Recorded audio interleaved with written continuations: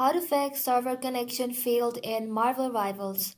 Hello everybody and welcome back to our channel. So let's get started without any further ado. So first of all, you want to go ahead and in the search bar search for command prompt. Once you search for it, tap open. Now once you're inside the command prompt section, you want to go ahead and run this command one by one. The first command is simply type in ipconfig/release. After that, go ahead and type in ipconfig/renew and then press enter. Now the last one is ipconfig/flush DNS.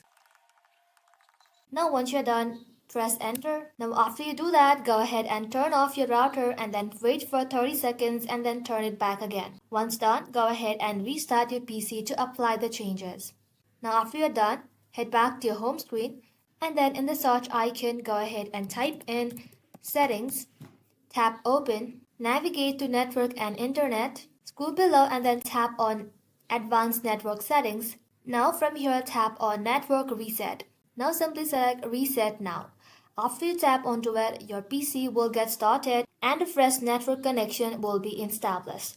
Following these steps should resolve the issue, allowing you to reconnect and enjoy uninterrupted gameplay in Marvel Rivals.